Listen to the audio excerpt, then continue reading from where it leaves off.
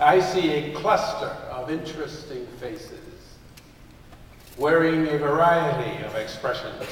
What are you thinking behind those expressions? I'm thinking, you're thinking, he's taller than I thought he was.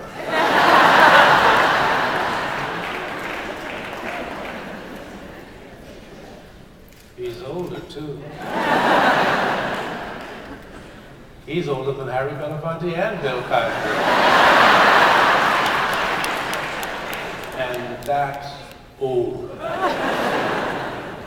Looking at him sideways, he's got a little bit of a double chin. That's a sure sign he's got some mileage on him. I wonder how much he weighs.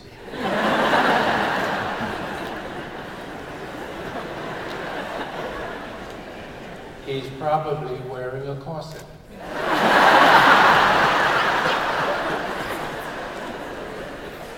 Rest easy, I have no quarrel with any such thoughts, except the one about the corset. That one comes pretty close to stepping over the line. I also know the collective eye-catching beauty of the women and young ladies of POCC and SDLC.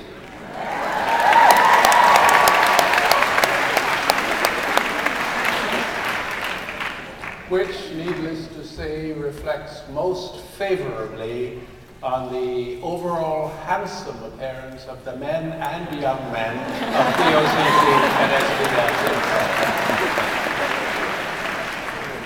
As an audience, your cosmetic resume is terrific. That point is well made. Plus, subtle hints are already in the air, suggesting there is much more to each of you than a quick glance can possibly capture. Strength of character, for sure. Complexity and substance, no question. Power of will and intent of purpose, of course. And other God-given traits that accentuate the well-rounded personality I believe you to be as an audience. Now, how's that for sucking up to 200,000-300,000 people of POCC and SDLC?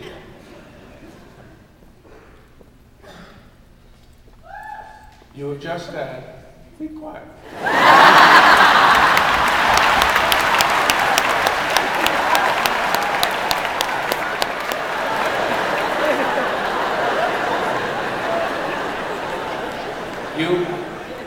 You have just had all the sucking up allotted for this morning.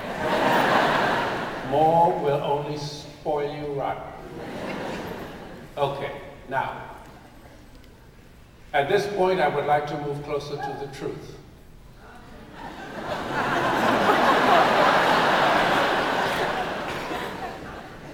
About you, about me, and about the oneness of the human family. A subject broader than my limited language skills can convey, deeper than the wisest of men can fathom. But luckily a subject that speaks most eloquently on its own behalf.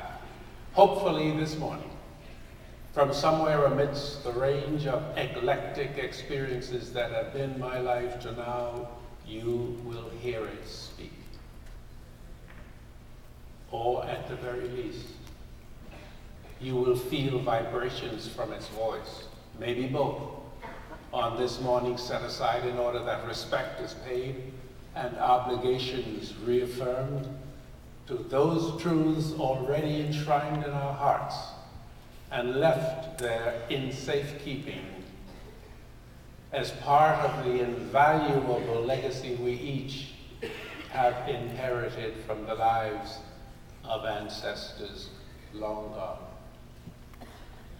Ordinary men,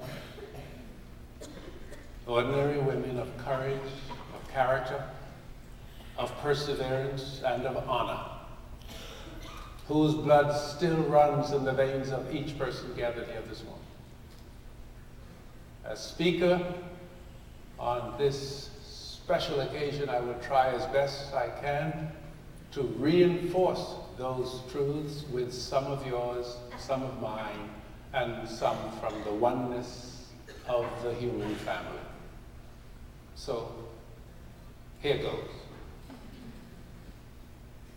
A reminder that babies born on this day, this night, this week, this month, this year, will require 21 years of careful educational preparations to leave them standing confident and strong as a generation fully responsible for itself.